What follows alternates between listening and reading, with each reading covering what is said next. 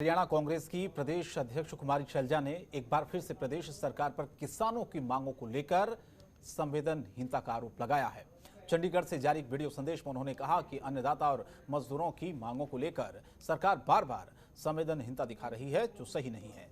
इससे पहले कोरोना की लड़ाई और 3 कृषि कानूनों को लेकर भी सरकार संवेदनशील।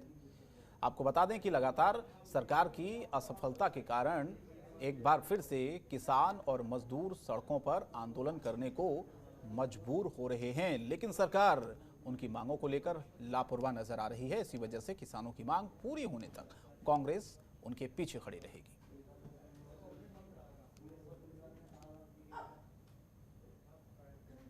भारतीय जनता पार्टी सरकार की संवेदनहीनता एक बार नहीं बार बार सामने आती है। चाहे कोरोना की लड़ाई हो या फिर हमारे अन्नदाता हमारे किसान मजदूर की मांगे हों, फिर से हमारा किसान मजदूर मजबूर हो गया है अपनी मांगों को लेकर सड़क पर आने को, प्रदर्शन करने को। कांग्रेस पार्टी हमारे अन्नदाता की मांगों का पूरा समर्थन करती है। हमारी नेता श्रीमती सोनिया गांधी जी ने और 11 अन्य पार्टियों ने ये मांग की है कि तुरंत भारतीय जनता पार्टी सरकार तीनों काले कृषि कानून वापस करे और न्यूनतम समर्थन मूल्य का कानूनी प्रावधान करे। और हरियाणा के ऊर्जा एवं जेल मंत्री चौधरी रणजीत सिंह चौटाला ने कहा कि किसी को भी अंदाजा नहीं था कि कोरोना महामारी कितना विकराल रूप धारण करेगी। चंडीगढ़ में उन्होंने कहा कि कोरोना के पीक के दौरान प्रदेश में ऑक्सीजन, रेमडेसिविर इंजेक्शन की कुछ कमी थी, लेकिन सरकार ने उसकी जल्द व्यवस्था करने में कोई कोताही नहीं बरती। वहीं ऊर्जा मंत्री ने बताया कि हिसार का खेदड़ थर्मल प्लांट देश का पहला ऐसा प्लांट बन गया है जिसके हाइड्रोजन प्लांट में ऑक्सीजन का उत्पादन किया गया। वर्तमान में थर्मल प्लांट के अंदर 8,200 सिलेंडर का हर रोज उत्पादन किया जा रहा है। वहीं किसान आंदोलन से संक्रमण को बढ़ावा मिलने के सवाल पर उन्होंने कहा कि किसान आंदोलन के चलते भी हरियाणा में कोरोना वायरस की दूसरी लहर को बढ़ावा मिला है।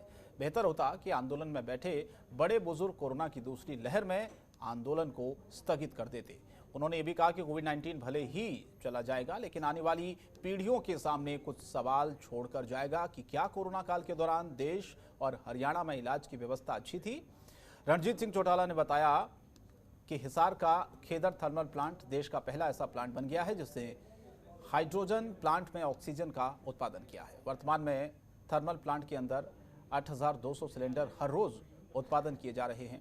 किसान आंदोलन से संक्रमण को बढ़ावा मिलने के सवाल पर रणजीत सिंह ने कहा कि किसान आंदोलन से भी संक्रमण को बढ़ावा मिला है।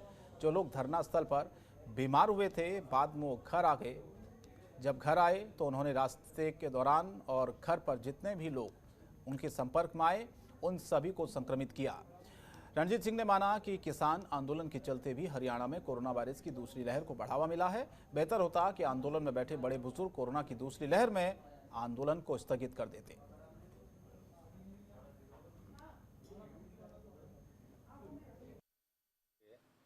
एक ऐसी महामारी थी जिसका किसी को अंदाजा नहीं था। ऐसी महामारी है जो बहुत सवाल छोड़ के जाएगी। आने वाली पीढ़ी हम पूछेंगे कि क्या हुआ, किसी को अंदाजा नहीं था। और बहुत इंफ्रास्ट्रक्चर बहुत बनाया, अच्छे से अच्छे हॉस्पिटल बने। आजकल नर्सिंग होम कहीं कमी नहीं थी, कभी जरूरत ही नहीं रहती थी। पर ये किसी को अंदाजा नहीं था कि इतने लार्ज स्केल पे कोरोना आएगा। और धर्मनगरी कुरुक्षेत्र में किसान के द्वारा मकानों और गाड़ियों पर काले झंडे लगाकर काला दिवस मनाया जा रहा है। इसी मुद्दे पर प्रधानमंत्री मोदी का पुतला फूंका गया। किसान नेता बोले कि 6 महीने हो गए हैं, लेकिन सरकार की तरफ से कोई सुध लेने वाला नहीं है।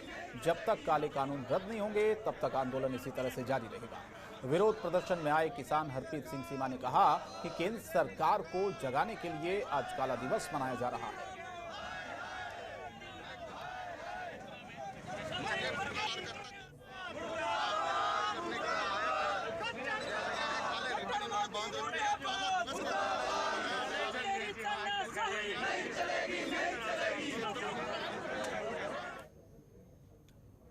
और किसान आंदोलन के बीच करनाल से खुश कर देने वाली खबर भी सामने आई है, जहां एक किसान ने मेहनत करके सेब की खेती कर दी है। ये दूसरा साल है जब सेब के पेड़ पर फल लग गए हैं। इतना ही नहीं, इस किसान ने सेब के पौधे लेने के लिए विदेशों से किसान संपर्क करते रहे हैं। किसान ने 1.5 एकड़ में सेब की खेती की है। इसके अलावा किसान ने अपने बाग अभी क्रिकेट बादाम बॉल भी के उगाए हैं साइज इस तक बाग ये में। चले सेब जाएगा के जैसे- साथ साथ सेब की खेती करने वाला ये किसान दूसरे किसानों के लिए प्रेरणा बना हुआ है। अब बस इंतजार है तो इन सेबों के पूरी तरीके से पकने का, जिसके बाद लोग इन्हें मार्केट में खरीद सकेंगे और किसान को अच्छा मुनाफा भी हो सकेगा।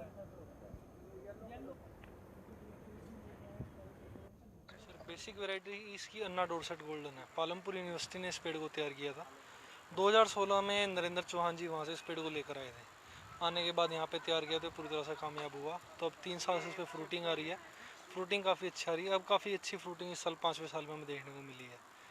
तो ये बस यही कहना चाहेंगे, बहुत ही आश्चर्यजनक बात है। पहले इतने सालों से हिमाचल और कश्मीर में ही सेब लगा करते थे। हमने यहाँ पे हरियाणा अपने निचले एरिया में कभी नहीं देखा था फ्रूट्स को। तब ये फ्रूट यहाँ पर भी अवेलेबल है, बड़े अच्छे से फ्रूटिंग हो सकती है। कोई भी फार्मर जो है, राणा गोल्ड एप्पल ये वैरायटी है जो कि हाई टेम्परेचर में हो सकती है और 50 डिग्री टेम्परेचर तक ये सहन कर सकती है। जहाँ पे सर्दियों में सर्दी भी होती है, क्योंकि सर्दियों में डोरमेंट सीजन में जाती है। डोरमेंट सीजन में जाना इसके लिए बहुत ज़रूरी है, क्योंकि सर्दियों में पत्ता गिरा देती है, सुप्त अवस्था में चली जाती है। अगर सुप्त अवस्था में जाती है तो ये टेम्परेचर का कोई मायने नहीं रखती, चाहे 30 डिग्री है, 40 डिग्री है, 45 डिग्री है, 50 डिग्री तक भी ये टेम्परेचर सहन कर सकती है। और खबर कुरुक्षेत्र से, जहां पर किसान आंदोलन को 6 महीने पूरे होने पर किसानों ने आज कुरुक्षेत्र के गांव हथिरा से बारवा होते हुए कामोदा तक प्रधानमंत्री नरेंद्र मोदी के पुतले की शव यात्रा निकाली। ये यात्रा हिंदू रीति रिवाज जैसे एक बुजुर्ग की शव की यात्रा निकाली जाती है, वैसे ही निकाली गई। इस यात्रा के कारण कुछ समय के लिए कैथल यमुनानगर हाईवे पर जाम की स्थिति बनी रही। आखिर में किसानों ने प्रधानमंत्री मोदी का पुतला भी फूंका। वहीं किसान नेता अक्षय हथिया ने कहा कि जब तक तीनों कृषि कानून वापस नहीं होते तब तक इसी तरह से किसानों का आंदोलन जारी रहेगा और संयुक्त किसान मोर्चा के आह्वान पर इस तरह के कार्यक्रम होते रहेंगे। किसानों की कोई भी सुनवाई नहीं की। 400 के करीब किसान शहीद हो चुके हैं, जिसके चलते आज किसानों ने पूरे भारतवर्ष के अंदर नरेंद्र मोदी का पुतला फूंकने का काम किया। आज किसानों में भारी उत्साह और भारी जोश है और किसान जब तक सड़कों के ऊपर बैठे रहेंगे जब तक सरकार तीन कृषि कानून वापस नहीं लेगी। और किसान आंदोलन के 6 महीने पूरे होने पर आज के दिन काला दिवस मनाने का ऐलान किया गया था। वहीं पटियाला में किसानों ने एकत्रित होकर ट्रैक्टर मार्च निकाला। कहा कि केंद्र की सरकार ने जो हमारे ऊपर कृषि कानून थोपे हैं वो हमें नामंजूर हैं। जब तक कृषि कानून रद्द नहीं किए जाएंगे तब तक उनका ये संघर्ष इसी तरह से जारी रहेगा।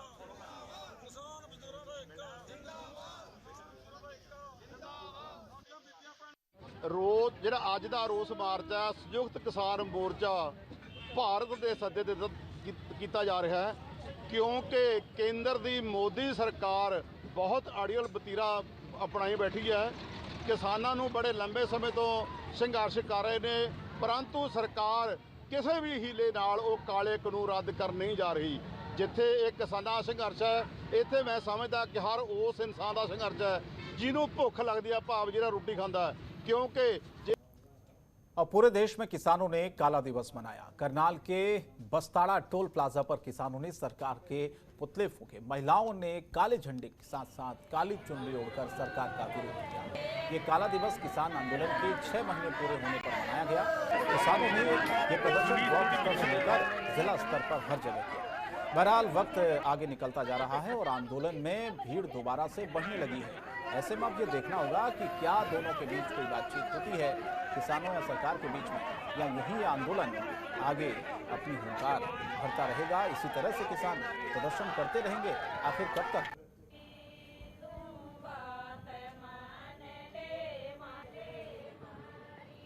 काले कानून ये काले उड़ा दिए भाई। हम तारे शौक में बैठे नहीं, वो बैठे, हम तो उसमें बैठे, गमी में बैठे हैं। हमारे बेटे भी गए, हमारे बुजुर्ग भी गए हैं।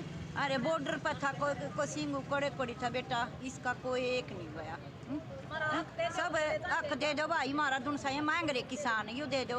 अरे स्कूल बंद कर रखे, कॉलेज बंद कर रखे, फीस भरवा यू घरा बैठा की के होगा, बालक लोफर होंगे के काम के लेकर बढ़िया होंगे।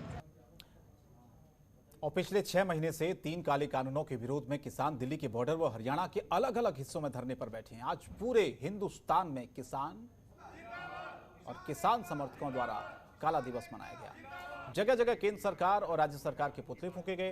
कांग्रेस के राष्ट्रीय महासचिव रणदीप सुरजेवाला ने भी काला झंडा लगाकर काला दिवस का समर्थन किया।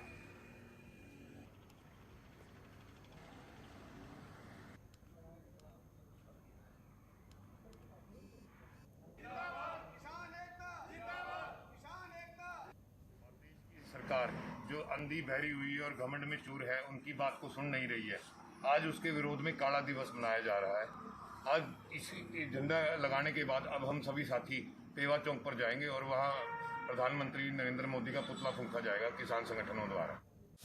खबरों के निष्पक्ष विश्लेषण के लिए सब्सक्राइब करें Jantantra TV and press the bell icon. Never miss any update.